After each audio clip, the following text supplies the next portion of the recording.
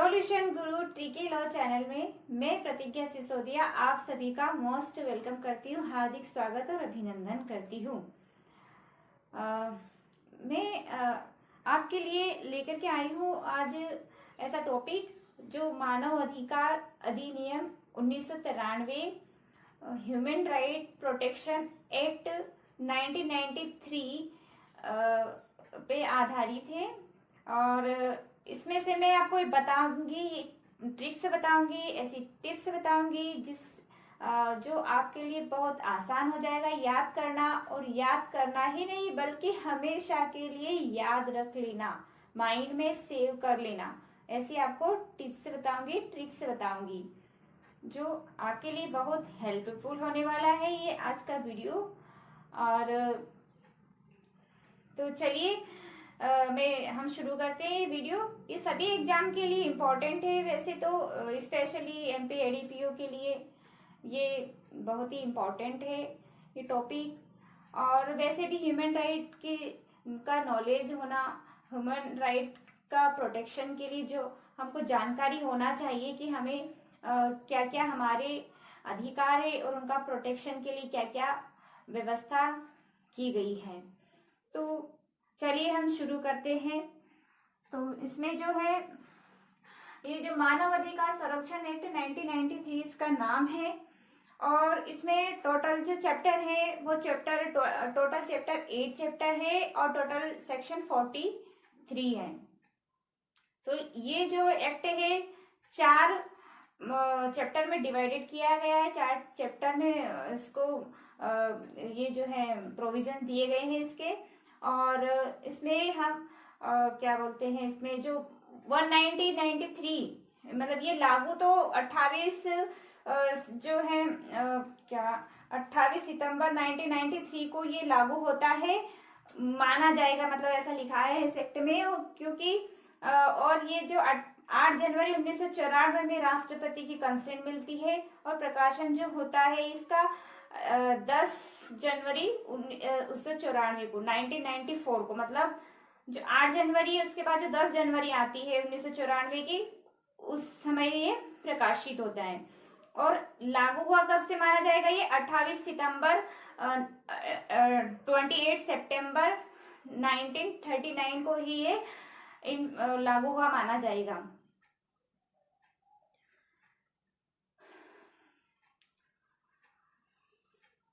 तो चलिए शुरू करते हैं। इसमें आपको कैसे याद करना है चीजों को मैं आपको ऐसे बता देती हूँ। तो चैप्टर 1 में तो प्रिलिमिनरी दिया हुआ है। हमारा जो चैप्टर 1 है इसको अलग कर लीजिए, सिर्फ इसको, है ना। ये चैप्टर 1 इसमें प्रिलिमिनरी है ना। प्रिलिमिनरी के बारे में बात है इसमें, ठीक है। तो प्रिलिमिनरी में क्या क्या है, 1 और 2 सेक्शन है। कितने सेक्शन है, 1 and 2। तो फर्स्ट सेक्शन इसका क्या है, शॉर्ट टाइटल की बात करता है फर्स्ट सेक्शन।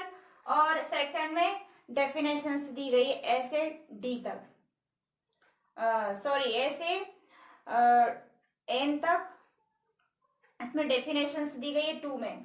तो शॉर्ट टाइटल में फर्स्ट सेक्शन में तो इसका एक्ट का नाम क्या है, फिर विस्तार आता है, विस्तार कहाँ तक है, फिर उसका आता है लागू होना। तो 3 पॉइंट इसमें दिए गए हैं, ठीक है। और 2 में डेफिनेशंस दी गई है ए से एन तक, तो उसमें टोटल 18 डेफिनेशंस दी गई है। तो जिसमें से हम सिर्फ इम्पोर्टेंट डेफिनेशंस देख लेंगे डिटेल में जब हम करेंगे। अभी हम देख रहे हैं, अब चैप्टर 1 तो हो गया, अब हमको कैसे याद करना है इसको। तो हम पहले तो टिप्स ऐसी ट्रिक्स हम देख लेते हैं, उसके बाद हम चीजों को डिटेल में करेंगे आगे। तो आप जुड़े रहिए लास्ट तक इस वीडियो के साथ।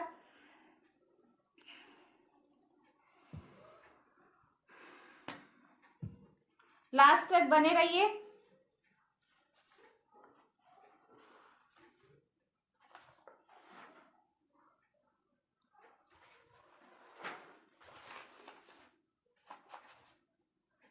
तो इसमें जो है चैप्टर, मतलब इसमें हम जो राष्ट्रीय मानव अधिकार और राज्य मानव अधिकार, इसमें 2 भागों में इसको हम डिवाइडेड कर देते हैं, ठीक है। एक तो पहला आता है हमारा राष्ट्रीय मानव अधिकार आयोग, राष्ट्रीय मानव अधिकार आयोग है ना। तो इसमें नेशनल ह्यूमन राइट कमीशन जो है, हम फर्स्ट पार्ट में देख लेते हैं इसमें क्या आएगा। तो इसका जो फर्स्ट पार्ट है इसमें हमारे 3 चैप्टर कवर होते हैं, ठीक है। तो इसमें 3 चैप्टर हमारे कवर होंगे। तो राष्ट्रीय मानव अधिकार 3 चैप्टर में दिया गया है,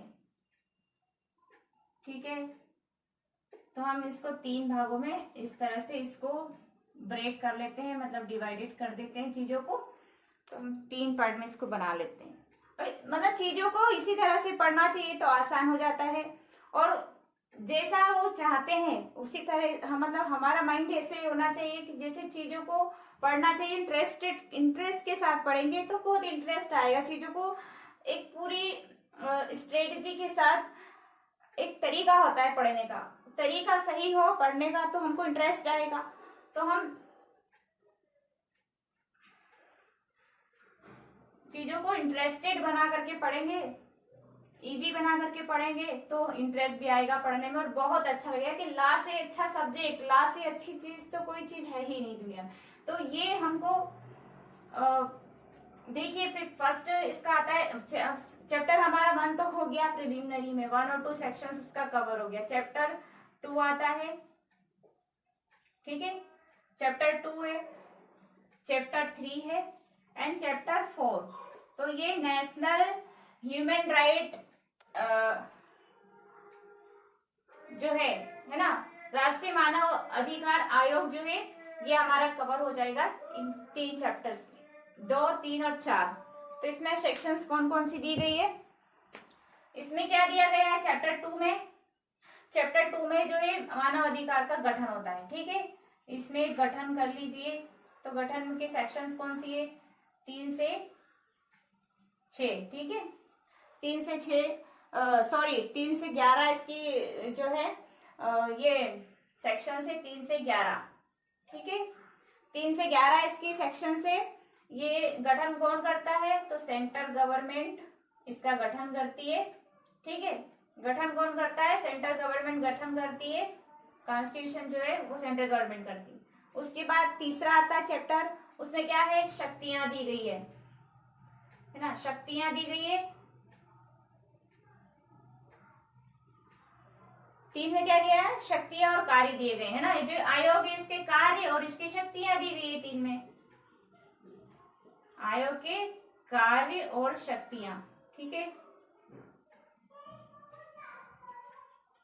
कार्य और शक्तियां चैप्टर 3 में दी गई है। इसका जो सेक्शन है 12 से 16 इसमें दिया गया है। अब 3 से 11 यहाँ कंप्लीट होता है, 2 में गठन हो जाता है, सेंट्रल गवर्नमेंट इसका गठन करती है।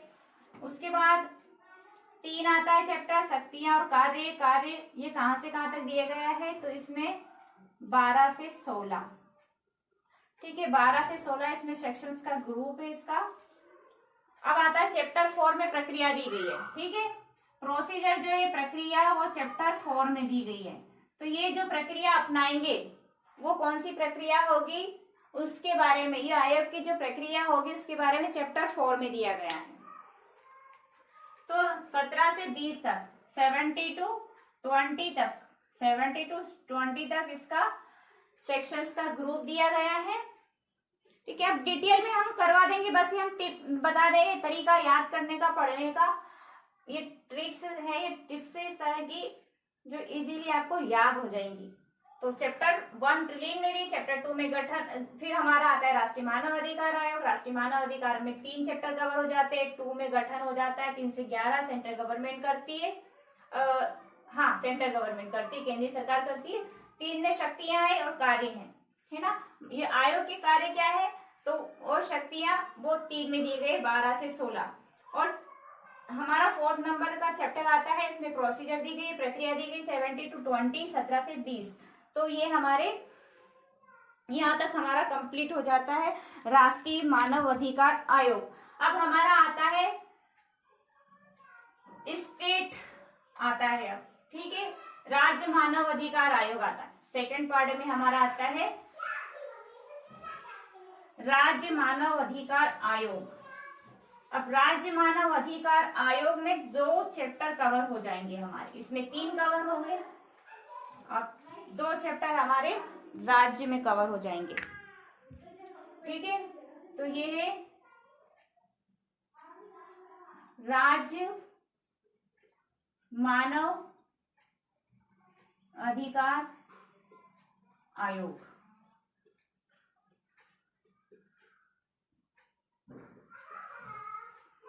ठीक है, तो राज्य मानव अधिकार आयोग आपका कंप्लीट होता है 2 चैप्टर में। ठीक है, तो 2 चैप्टर कौन कौन से है? तो आपके आते हैं 5 नंबर का एंड 6 नंबर का। तो चैप्टर 5 में तो राष्ट्रीय मानव अधिकार का गठन होता है, मतलब सॉरी, राज्य मानव अधिकार का जो है गठन होता है, और कौन करती है? ये इसका आएगा 21 to 29। ठीक है, ये स्टेट का है, और स्टेट आयोग जो है, स्टेट कमीशन है, ये आता है 21 to 29, इसकी सेक्शन आती है। अब ये इसमें गठन होता है, राज्य मानव अधिकार का गठन कहाँ होता है? ये होता है 5 में, और कौन करता है? तो स्टेट गवर्नमेंट करती है। ठीक है, राज्य सरकार इसका गठन करती है। अब चैप्टर 6 आता है। चैप्टर 6 में क्या दिया गया है? न्यायालय, मानव अधिकार न्यायालय। ठीक है, 30 और 31 सेक्शन इसमें कवर हो जाएगी। तो ये मानव अधिकार न्यायालय, मानव अधिकार न्यायालय जो है वो चैप्टर 6 में आता है। और 30 जो यहाँ 29 कंप्लीट हो गया ना, 21 to 29, 21 से 29 तक, फिर 30 और 31 2 सेक्शन इसमें कवर हो जाएगी।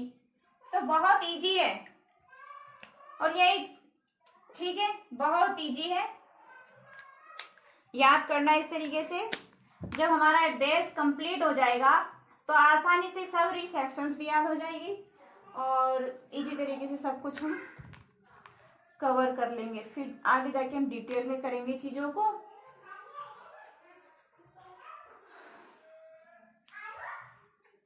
तो 30 और 31 से मानव अधिकार न्यायालय की बात की गई है। इसके बाद आता है आपका चैप्टर 7। तो ये हमारा 2 पार्ट में ये कवर हो गया, एक में राज्य मानव अधिकार, फिर एक में राष्ट्रीय मानव अधिकार, और सेकेंड में राज्य मानव अधिकार। उसके बाद 3 चैप्टर उसमें कवर हो गए, 2 इसमें हो गए। पहला हमारा प्रिलिमिनरी था, उसके बाद हमारा 7 और 8 2 और बचे हैं। ठीक है, तो 7 में तो हमारा लेखा वगैरह के बारे में आ जाएगा, सम परीक्षा वित्त लेखा के बारे में 32 to 35 इसमें सेक्शन है। तो चैप्टर 7 में लेखा वगैरह के बारे में है, सम परीक्षा लेखा। ठीक है, तो 7 से रिलेट कर लीजिए, 7 से साउंड आ रहा है सम परीक्षा। ठीक है, इतना सा आपको पढ़ना है, आपको याद हो जाएगा कि उसमें क्या है चैप्टर। तो 32 to 35। ठीक है, फिर हमारा 36 to 43 बचेगा चैप्टर 8 में। तो हमारा चैप्टर 8 आता है। अब 7 हो गया यार, सम परीक्षा वित्त लेखा और सम परीक्षा की बात है 7 में। तो 32 to 35, तो इसमें राज्य और राष्ट्रीय दोनों की वित्त लेखा परीक्षा की बात है, दोनों की, राज्य की भी और केंद्र की भी। ठीक है, उसके बाद चैप्टर हमारा 8 आता है। चैप्टर 8, इसमें क्या है? इसमें मिसकलेनियस है, प्रकीर्णन। ठीक है, मिसकलेनियस है, प्रकीर्णन इसमें चैप्टर 8 में दिया गया है। इसमें 36 to 43। तो इस तरह से हमारा सारा कंप्लीट हो गया है, कवर हो गया एक्ट। अब हम इसको डिटेल में करते हैं। तो इंपॉर्टेंट सेक्शंस में आपको बता देती हूँ कि इसमें क्या क्या है, कौन कौन सी सेक्शंस में क्या क्या चीजें हैं, कौन से चैप्टर को कितना पढ़ना है और कौन सी सेक्शन आपको पढ़ना है।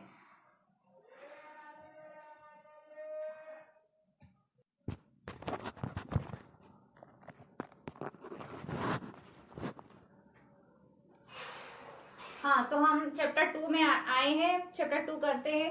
चैप्टर 2 में राष्ट्रीय मानव अधिकार आयोग का गठन। जो होता है वो होता कैसे है, कौन करते हैं, इसके बारे में हम देख लेते हैं। तो चैप्टर 3 में सेक्शन 3 से 11 दिया हुआ है। तो चैप्टर जो सेक्शन 3 में गठन होता है, ठीक है, गठन होता है सेक्शन 3 में, और सेक्शन 3(1) में कहा है सेंट्रल गवर्नमेंट जो है ना, केंद्र सरकार गठन करती है। और 3 का सबसेक्शन 2 उस में बताया गया है कि कौन कौन होंगे। तो सेक्शन 3 का सबसेक्शन 2 का ए है, ए में आप याद रख लीजिए, ए से हो गया अध्यक्ष। तो अध्यक्ष है सबसे पहले, तो अध्यक्ष एक अध्यक्ष होगा, तो आप एक करने की जरूरत है नहीं, क्योंकि अध्यक्ष एक ही होता है, दो नहीं होते। तो एक अध्यक्ष होगा, तो चीफ जस्टिस ऑफ इंडिया, ठीक है। अध्यक्ष कौन होंगे, भारत के मुख्य न्यायमूर्ति होंगे, और या फिर सुप्रीम कोर्ट के जज रहे हो, कोई भी है या रहे हो, ठीक है। और बी नंबर, एक मेंबर होंगे ऐसे सुप्रीम कोर्ट जज है या रहा है, ठीक है। सी नंबर में आता है एक सदस्य ऐसे होंगे जो हाई कोर्ट चीफ जस्टिस है या रहा है, ठीक है। डी नंबर में आते हैं 3 मेंबर होंगे, डी में 3 मेंबर होंगे जिनमें से एक महिला होगी, 3 में से एक महिला होगी, ठीक है। तो आई होप यहां तक आपको कवर हो गया होगा।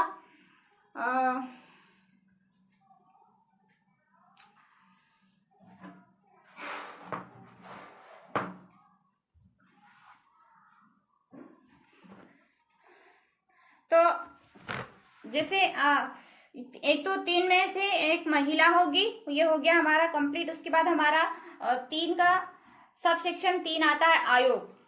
3 का सबसेक्शन 3 में आयोग आता है। आयोग में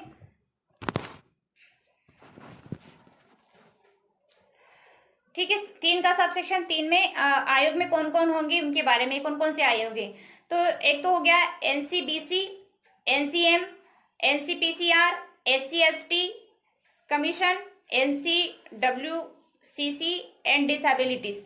शॉर्ट में मैं बता रही हूँ, ये शॉर्ट में आप डायरेक्ट निकालिए और देख लीजिए इसका फुल फॉर्म जो दिया हुआ है। आप लोगों को तो शॉर्ट में करके चलना, मतलब आयोग में कौन कौन से आते हैं ये याद रखना, क्योंकि क्वेश्चन बनता है, इसमें से बने हैं क्वेश्चन, इसलिए मैं एक एक पॉइंट आपको करवा रही हूँ। इसमें से 3 का सबसेक्शन 4 है, 3 का 4 है, उसमें एक महासचिव की बात की गई है। तो एक महासचिव भी होता है आयोग में। तो आयोग का मुख्य कार्यपालक अधिकारी होगा, जो है चीफ एग्जीक्यूटिव ऑफिसर जो है वो एक सचिव होता है, और वो आयोग के अध्यक्ष के नियंत्रण में, कंट्रोल में रहेगा और सभी प्रशासनिक वित्तीय शक्तियों का प्रयोग करेगा, ऐसा इसमें कहा गया है। अब सेक्शन हमारी आती है,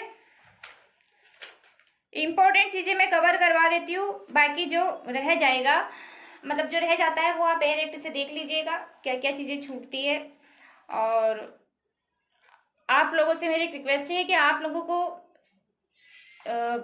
ये वीडियो हेल्पफुल लग रहा है, आपकी हेल्प हो रही है, तो आप प्लीज लाइक जरूर करिएगा, और आप चैनल पे नए हैं तो सब्सक्राइब जरूर कर लीजिए, एंड अपने दोस्तों के साथ शेयर जरूर कर दीजिए। तो चलिए हम सेक्शन इसमें जो 5 नंबर का है ना, इसका आयोग का मुख्यालय जो है, मुख्यालय दिल्ली में होगा, और आयोग केंद्रीय सरकार के पूर्व अनुमोदन से भारत में अन्य स्थानों पर कार्यालय स्थापित कर सकेगा, ठीक है। शॉर्ट में चीजों को मैं बता देती हूँ ताकि आप लोगों को परेशानी नहीं हो, और मतलब चीजें ज्यादा वीडियो बड़ा ना हो और चीजें कंप्लीट हो जाए। तो जैसे मैं बताती जा रही हूँ वैसे ही आप एक नोट बुक लेकर के, पेन लेकर के बैठिए, और वैसे ही आप करते चलिए चीजों को, तो आपको भी आसानी हो जाएगी और आपको याद भी होते चलेंगे। ये तो हो गया मुख्यालय दिल्ली में है। अब इसके बाद आती है सेक्शन 4, 5 और 6, ठीक है। तीनों को साथ में कनेक्ट कर लिए, 4, 5 और 6। तो 4, 5, 6 में क्या है, अध्यक्ष और सदस्यों के बारे में बताया गया है। तो अध्यक्ष और सदस्यों के बारे में क्या बताया गया है, तो 4 सेक्शन कहती है कि नियुक्ति होती है मेंबर्स, और जो अध्यक्ष है उनकी चेयरपर्सन एंड मेंबर से उनकी जो अपॉइंटमेंट होता है वो फॉर्म में होता है, कौन करते हैं, राष्ट्रपति करते हैं। त्याग पत्र देने की बात कहाँ है? 5 में, तो 5 में त्याग पत्र देते हैं। किनको देते हैं? तो राष्ट्रपति जी को ही देते हैं। अपॉइंट किया राष्ट्रपति जी ने, तो जो रिजाइन करेंगे तो वो भी राष्ट्रपति जी को करेंगे। ठीक है, त्याग पत्र भी राष्ट्रपति जी को देते हैं। अब 6 में पदावधि की बात है। तो पदावधि क्या है उनकी, मतलब कितने समय तक वो अपने पद पर रहेंगे, उसके बारे में है। जो मेंबर और अध्यक्ष दोनों के बारे में सेम बात कही गई है। ठीक है, थोड़ा डिफरेंट आ जाएगा, परंतु जो है उसमें आप देख लीजिएगा डायरेक्ट में ज्यादा डिफरेंट नहीं है, मतलब सिर्फ परंतु की थोड़ा डिफरेंट बात कहता है। बाकी अध्यक्ष और मेंबर ना, अध्यक्ष के बारे में 6 का फर्स्ट कहता है, सेक्शन 6 का फर्स्ट, और सेक्शन 6 का सेकंड जो है मेंबर के बारे में बात कहता है। तो बात दोनों में सेम कही गई है। 3 साल या 70 साल की एज तक पुनर्नियुक्ति के लिए पात्र होंगे, है ना। तो दोनों में क्या है, 3 साल तक रहेंगे अपने पद पर। कितने साल तक? 3 साल तक या 70 साल तक। 70 साल की एज तक मतलब पहले जो चीज कंप्लीट हो जाती है तो 3 साल कंप्लीट कर लेते हैं 70 साल के होने के पहले, या 70 साल के हो जाते 3 साल कंप्लीट होने के पहले।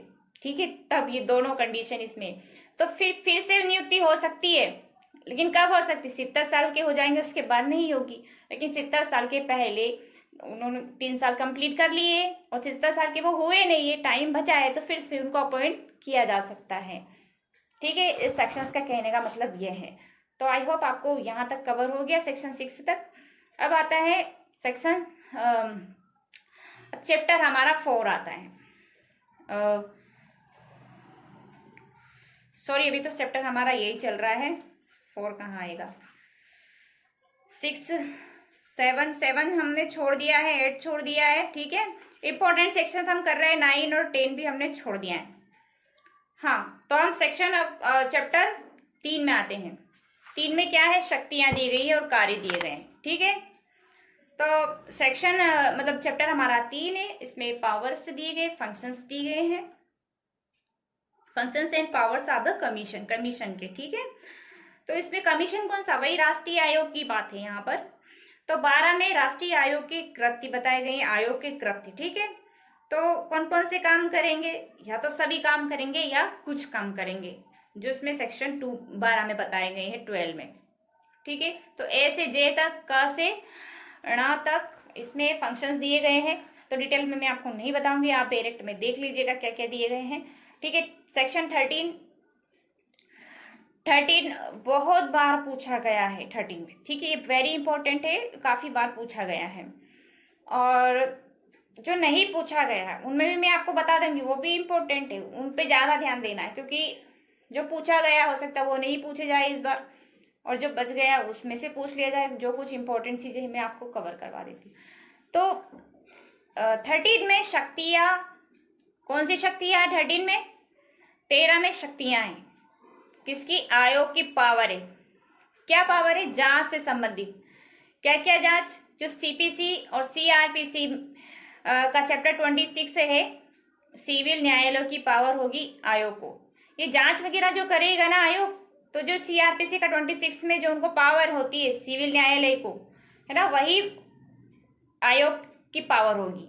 सिविल कोर्ट को जो पावर 26 में क्या दिया है? न्याय प्रशासन पर प्रभाव डालने वाले जो अपराध दिए गए हैं उसके बारे में है 26 चैप्टर में। मतलब अवमानना वगैरह जो होती है और वो जो पनिशमेंट दे सकते हैं अवमानना के लिए, जैसे रजिस्ट्रार और वो सब 347 जो है उसका सेक्शन उसमें दिया गया है,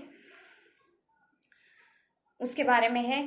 ठीक है, तो फिर हमारा आता है अगला 14 अन्वेषण आयोग जांच के लिए अन्वेषण करवाता है। कौन करवाता है? इन्वेस्टिगेशन की बात है 14 में। ठीक है, अन्वेषण की बात है इन्वेस्टिगेशन की 14 में। ये इन्वेस्टिगेशन कौन करवाता है? तो ये आयोग करवाता है। क्यों? तो जांच के लिए करवाता है। इसके बारे में हेडिंग दिया है, बाकी आप डायरेक्ट में देख लीजिएगा डिटेल में।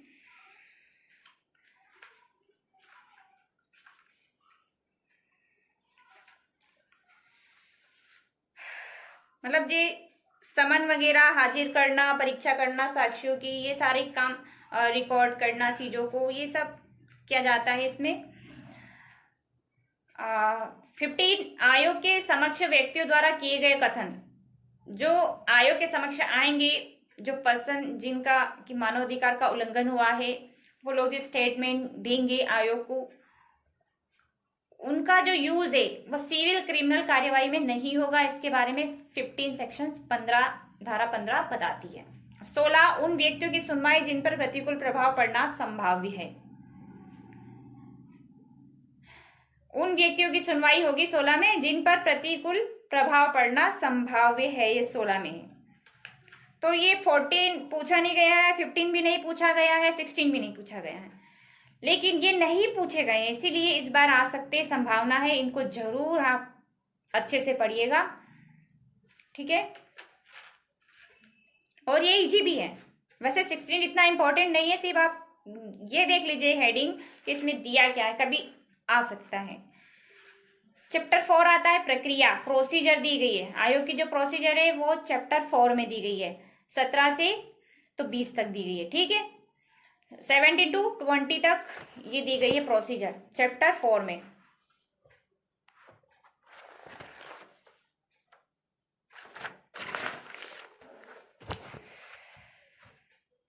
हाँ, तो 17 इसका क्या कहता है, शिकायतों की जांच करना। ये कभी आया नहीं है एग्जाम में, ठीक है, लेकिन ये आ सकता है इस बार। ये इस बार आ सकता है क्योंकि रिपीटेड जो है सेक्शंस जो हमेशा आती रहती है, हो सकता है वो इस बार नहीं आए, और आए भी तो शायद उनमें से कोई चीजें अलग तरह से क्वेश्चन बनाए जाए, जैसे पहले बनाए गए थे उसमें से। लेकिन हाँ, 17 नहीं पूछा गया, लेकिन आ सकती है शिकायतों की जांच जो की जाती है, आयोग करता है, क्योंकि इंपॉर्टेंट लग रही है ना, क्योंकि जांच वगैरह करने की बात प्रोसीजर है वो तो इम्पोर्टेंट है ही। तो कैसे की जाएगी वो, उसके बारे में 17 में शिकायतों की जांच। आयोग मानव अधिकारों के अतिक्रमण की शिकायतों की जांच करते समय क्या क्या करेंगे, कौन कौन सी चीजों को करेंगे, कौन सी प्रोसीजर करेंगे, वो फॉलो। रिपोर्ट मंगाएंगे, है ना।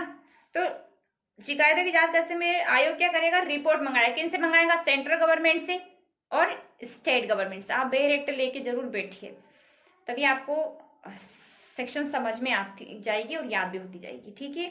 तो आप अंडरलाइन कर लीजिए, तो सेंट्रल गवर्नमेंट को कर लीजिए, केंद्रीय सरकार को, एक राज्य सरकार को कर लीजिए, और रिपोर्ट मंगाएगा, इसको अंडरलाइन कर लीजिए, ठीक है। और इसका जो एक मतलब फर्स्ट दिया है इसका पॉइंट, इसका ए नंबर है कि स्वयं जांच कर सकेगा, है ना। ये तो स्वयं जांच कर सकेगा, मतलब जो रिपोर्ट नियत समय के भीतर जानकारी रिपोर्ट प्राप्त नहीं होती आयोग को, तो वह शिकायत के बारे में स्वयं जांच कर सकेगा। और बी, यदि जानकारी रिपोर्ट की प्राप्ति पर आयोग का समाधान हो जाता है कि कोई जांच अपेक्षित नहीं है, तो अपेक्षित कार्यवाही संबंधित सरकार या प्राधिकारी द्वारा आरंभ कर दी गई है या की जा चुकी है, तो शिकायत के बारे में कार्यवाही नहीं कर सकेगा, ठीक है, वो नहीं कर सकेगा, इसको अंडरलाइन कर लीजिए। और शिकायतकर्ता को तदनुसार सूचित कर सकेगा, ठीक है। क्योंकि अगर कार्यवाही शुरू हो गई है ना, रिपोर्ट की प्राप्ति पर जानकारी हो गई और समाधान हो गया है आयोग की कार्यवाही शुरू हो गई है, तो फिर वो कोई शिकायत की कार्यवाही नहीं करेगा। और सेकेंड इसका है कि किसी फर्स्ट में किसी अंतर्गत बात पर प्रतिकूल प्रभाव डाले बिना यदि आयोग शिकायत की प्रकृति को ध्यान में रखते आवश्यक समझता है तो जांच आरंभ कर सकता है। मतलब जो अगर ये फर्स्ट में ये कंडीशंस बताई गई है ना क्लॉज 1 में, तो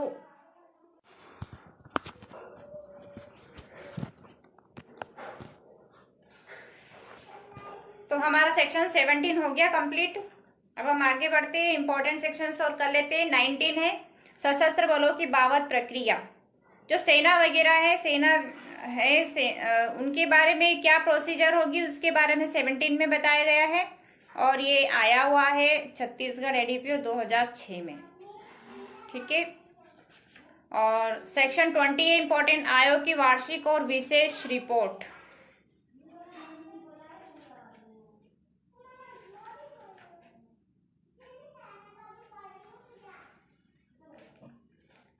सशस्त्र बलों की बाबत प्रक्रिया जो है वो 19 में केंद्रीय सरकार से रिपोर्ट मांग सकेगा स्वप्रेरणा से किसी अर्जी की प्राप्ति पर। और ए नंबर हो गया। और बी में रिपोर्ट की प्राप्ति के पश्चात आयोग यथास्थिति शिकायत के बारे में कोई कार्यवाही नहीं करेगा और सरकार को अपनी सिफारिशें कर सकेगा। ना तो सिफारिश आयोग करता है, कोई अर्जी वगैरह आती है सशस्त्र बलों की बाबत प्रक्रिया जो है उसमें केंद्रीय सरकार से रिपोर्ट मांगता है आयोग। ठीक है,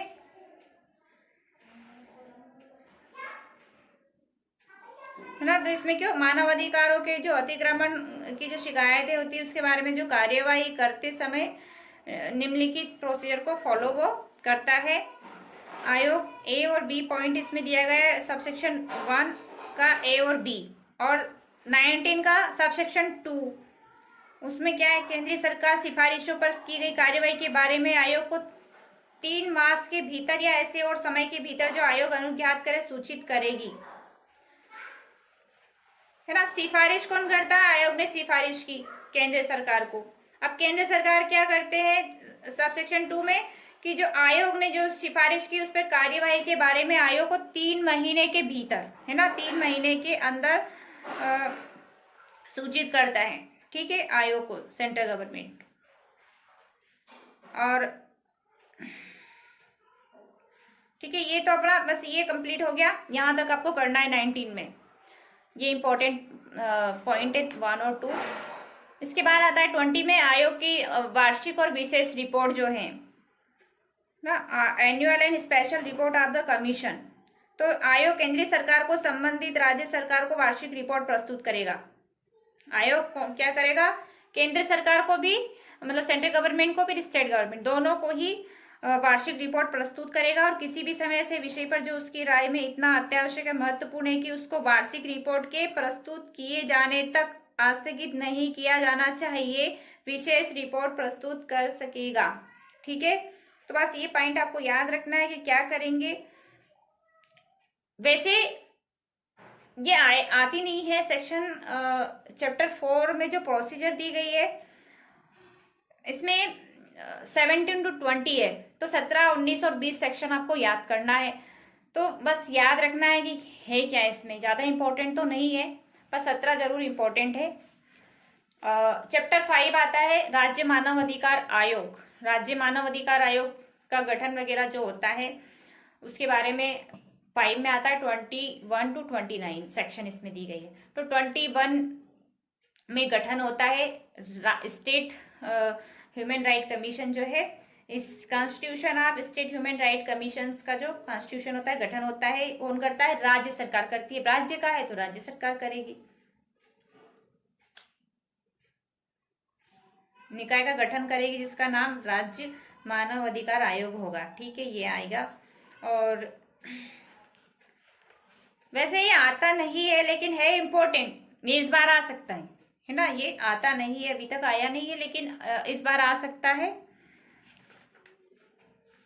तो कौन कौन होंगे इसमें, तो सबसेक्शन 2 कह रहा है इसमें कि कौन किस से मिलकर बनेगा, तो निम्नलिखित से मिलकर बनेगा। ए है, एक अध्यक्ष होगा जो हाई कोर्ट का चीफ जस्टिस, मुख्य मतलब जो हाई कोर्ट के चीफ जस्टिस है या हाई कोर्ट के जज है या रहा है।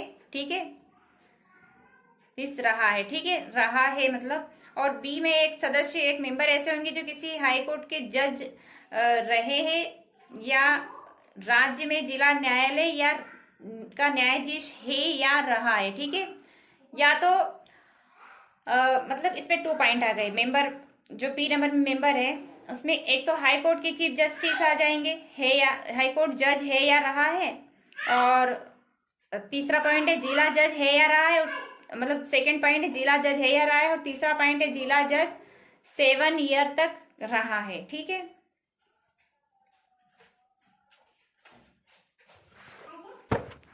उसके बाद आता है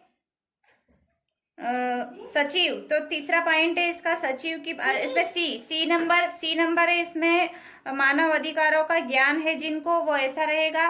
और तीसरा पॉइंट आता है एक सचिव होगा। सचिव कौन होंगे, तो राज्य में जो सचिव है इसमें मुख्य कार्यपालक अधिकारी होगा और वह राज्य आयोग के अध्यक्ष के नियंत्रण के अधीन रहते हुए राज्य आयोग की सभी प्रशासनिक और वित्तीय शक्तियों का प्रयोग करेगा। 4 नंबर में आता है राज्य आयोग का मुख्यालय। मुख्यालय जो ऐसे स्थान पर होगा जो राज्य सरकार अधिसूचना द्वारा निर्दिष्ट करें।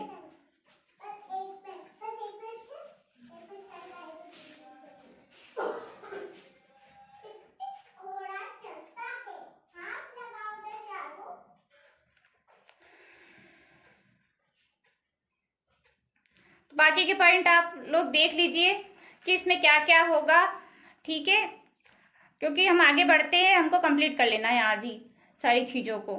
इंपॉर्टेंट चीजें देख लेते हैं। सेक्शन 22, राज्य आयोग के अध्यक्ष और सदस्यों की नियुक्ति। राज्यपाल अपने हस्ताक्षर मुद्रा सहित अधिपत्र द्वारा अध्यक्ष और सदस्यों को नियुक्त करेगा।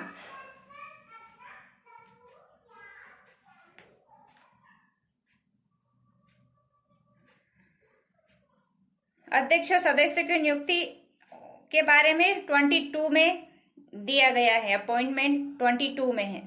जैसे हमने राष्ट्रीय आयोग के सदस्य और अध्यक्ष की नियुक्ति के बारे में सेक्शन 4 में देखा था। अब आता है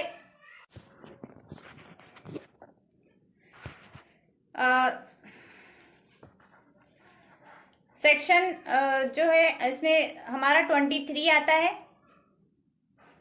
23 में अध्यक्ष और सदस्य दोनों के बारे में 23 और 24 में, ठीक है। जैसे हमने 4, 5 और 6 पढ़ा था राष्ट्रीय मानव अधिकार में, वैसे ही इसमें 23, 22, 23 और 24 में मेंबर्स, अध्यक्ष और मेंबर्स के बारे में बताया गया है। तो नियुक्ति होती है 22 में कौन करते हैं, राज्यपाल करते हैं, और क्योंकि ये स्टेट का है तो स्टेट गवर्नमेंट भी करती है, तो राज्यपाल करते हैं। अपॉइंट और त्याग पत्र 5 में हमने देखा था राष्ट्रीय में, तो 5 में करते हैं राष्ट्रपति जी को, तो यहाँ पर राज्यपाल को करेंगे। सॉरी, यहाँ पर जो है ना राज्यपाल,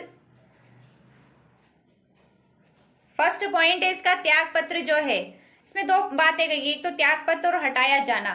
तो त्याग पत्र तो देंगे राज्यपाल को और हटाएगा कौन, राष्ट्रपति। पावर है हटाने की राष्ट्रपति को, ठीक है, ये याद रखना है हमको 23 में।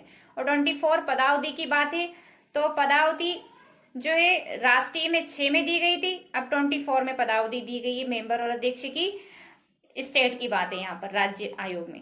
तो फर्स्ट पॉइंट और सेकंड पॉइंट, फर्स्ट वही इसका अध्यक्ष की बात करता है और सेकंड में सदस्य है, तो वही सेम ही है इसमें, राष्ट्रीय और राज्य दोनों में सेम ही पदावधि, 3 साल या 70 साल तक जो भी हो। परंतु क्या कहता है कि 70 साल से वो हो जाते तो फिर से नहीं अपॉइंट किए जाएंगे।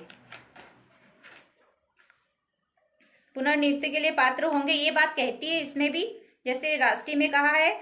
और ये जो कि सदस्य के रूप में नियुक्त किया गया कोई व्यक्ति अपनी पद ग्रहण की तारीख से 3 वर्ष की अवधि तक अपना पद धारण करेगा तथा पुनर्नियुक्ति का पात्र होगा, परंतु कोई भी सदस्य 70 वर्ष की आयु प्राप्त कर लेने के पश्चात अपना पद धारण नहीं करेगा। पुनर्नियुक्ति का पात्र होगा, है ना, जैसे हमने पहले डिस्कशन कर लिया। आगे बढ़ते 28, राज्य आयोग की वार्षिक और विशेष रिपोर्ट, ठीक है, राज्य आयोग की वार्षिक और विशेष रिपोर्ट हमने 20 में पढ़ा था राष्ट्रीय आयोग की, अब ये राज्य आयोग की वार्षिक और विशेष रिपोर्ट 28 में दी गई है। तो ये एमपीएडी पे 2016 में आया है, इसका क्वेश्चन ये इंपॉर्टेंट है 28। बाकी के सेक्शन हमने छोड़ दिए, इतनी इंपॉर्टेंट नहीं है, एक बार आप चाहे तो देख लीजिएगा। अब चैप्टर 6 में आते हैं। चैप्टर 6 में मानव अधिकार न्यायालय की बात है, 30 और 31 2 सेक्शन इसमें है। तो मानव अधिकार न्यायालय में कौन कौन होंगे, 30 सेक्शन में दिया गया है, ये छत्तीसगढ़ एडीपी 2013 में आया था इसका। और 31 जो है विशेष लोक अभियोजक के बारे में, ये एमपी एडीपी 2016 में आया था। तो 30 और 31 दोनों इंपॉर्टेंट सेक्शन है, और 2 ही सेक्शन है चैप्टर 6 में, मानव अधिकार न्यायालय। ह्यूमन राइट्स कोर्ट्स जो है इसमें दी गई है, तो ह्यूमन राइट कोर्ट्स 30 में है। इसमें कौन होंगे, तो स्टेट गवर्नमेंट जिले के सेशन कोर्ट, जो जिले का सेशन कोर्ट होता है उसको विशेष न्यायालय स्पेसिफाई करेगी। कौन करती है स्पेसिफाइड, सेंटर का मतलब सॉरी स्टेट गवर्नमेंट, मतलब राज्य सरकार स्पेसिफाई करती है किसको, जिले का जो सेशन कोर्ट है उसको, वो कोर्ट होगी इसमें। और 31 विशेष लोक अभियोजक की बात करता है, तो इसमें अपॉइंट कौन करता है, सेंट्रल गवर्नमेंट, मतलब सॉरी स्टेट गवर्नमेंट, मेरा बार बार सेंट्रल गवर्नमेंट मतलब स्टेट गवर्नमेंट है ना, राज्य सरकार जो है अपॉइंट करती है पब्लिक प्रोसिक्यूटर को विशेष लोक अभियोजक, ठीक है। राज्य सरकार प्रत्येक मानव अधिकार न्यायालय के लिए अधिसूचना द्वारा एक लोक अभियोजक निर्दिष्ट करेगी। किसी ऐसे अधिवक्ता को जिसने कम से कम 7 साल तक अधिवक्ता के रूप में विधि व्यवसाय किया, उस न्यायालय में मामलों के संचालन के प्रयोजन के लिए विशेष लोक अभियोजक के रूप में नियुक्त करेगी। स्पेशल पब्लिक प्रोसिक्यूटर अपॉइंट करती है स्टेट गवर्नमेंट। किनको करेगी? जिनको 7 साल का एक्सपीरियंस है, प्रैक्टिस की है जिन्होंने 7 साल, ठीक है, उनको करेगी। उसके बाद आता है हमारा चैप्टर 7, उसमें वही सम परीक्षा के बारे में है। 32 टू 35, 32 से 35 तक, ठीक है। तो हमको इंपॉर्टेंट कर लेना है। बाकी तो बेरक्ट आप लोगों के पास है ही, आप लोगों को क्या पढ़ना है, कितना पढ़ना मैं बता रही हूँ, बस आप लोग पढ़ लीजिएगा, ठीक है। स्किप करवा रही हूँ चीजों को, इसका मतलब ये नहीं कि आपको छोड़ना है, पढ़ना है, रीड करना है आपको, लेकिन यहाँ पर सब इम्पॉसिबल है। यूट्यूब पर सब कुछ नहीं हो सकता है, इसलिए मैं आपको सब बता रही हूँ, इंपॉर्टेंट चीजें कर लीजिए। वित्त लेखा और संपरीक्षा के बारे में, फाइनेंस अकाउंट्स एंड ऑडिट के बारे में चैप्टर 7 बताता है। 32, 35, 32 केंद्रीय सरकार द्वारा अनुदान दिया जाता है। 32, 33 दोनों सेक्शंस को साथ में कर लीजिए, ठीक है। दोनों में एक ही बात है, ग्रांट की, ग्रांट दिया जाता है, अनुदान दिया जाता है। तो 32 में सेंट्रल गवर्नमेंट अनुदान करता है और 33 में राज्य सरकार द्वारा, स्टेट गवर्नमेंट के द्वारा अनुदान जो है दिया जाता है, ठीक है। तो 32 में केंद्र, 33 में राज्य, याद हो गया। 34 और 35, 34 और 35 में लेखा और संपरीक्षा की बात है, दोनों को साथ में कनेक्ट कर ली। 34, 35 दोनों में लेखा और संपरीक्षा की बात है। 34 में राष्ट्रीय आयोग केंद्र की बात है और 35 में राज्य आयोग की लेखा और संपरीक्षा की बात है। और तो कौन देखता है ये सब? लेखा और संपरीक्षा कौन तैयार करता है? तो के गए नियंत्रक महालेखा परीक्षक, है ना। कंट्रोलर ऑडिटर जनरल जो होते हैं हमारे भारत के, नियंत्रक महालेखा परीक्षक 148 जो दिया गया है आर्टिकल संविधान के 148 में, इनके बारे में वो करते हैं। चैप्टर 8 में आते हैं हम। चैप्टर 8 में 36 टू 43, तो इसमें भी इंपॉर्टेंट सेक्शन हम देख लेते हैं। तो 36 इंपॉर्टेंट है आपका, 37 वेरी इंपॉर्टेंट है, 38 भी वेरी इंपॉर्टेंट। 36, 7 और 38 ये तीनों सेक्शन वेरी इंपॉर्टेंट है, क्योंकि ये अभी तक आए नहीं है और इम्पोर्टेंट है ये पढ़ने के लिए भी, और एग्जाम में आ सकते हैं, संभावना है, क्योंकि अभी तक ये नहीं आए हो तो इस बार इनका नंबर है आने का, ठीक है, इसलिए ये इम्पोर्टेंट है।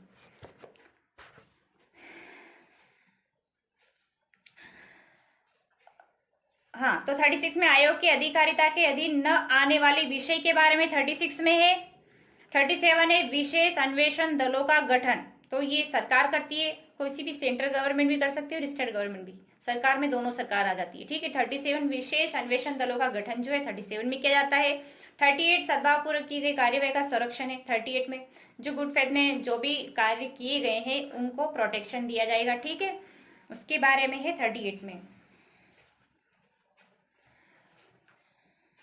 है ना। जो केंद्रीय सरकार है, राज्य सरकार है, आयोग है, राज्य आयोग है, सेंटर आयोग मतलब जो, हाँ सेंटर मतलब नेशनल आयोग है, तो ये जो है इन्होंने जो भी काम किए हैं, उनके निर्देशाधीन जो भी कार्य किए गए हैं जिस किसी व्यक्ति ने, तो उसके विरुद्ध कोई प्रोसीडिंग नहीं चलेगी, ठीक है।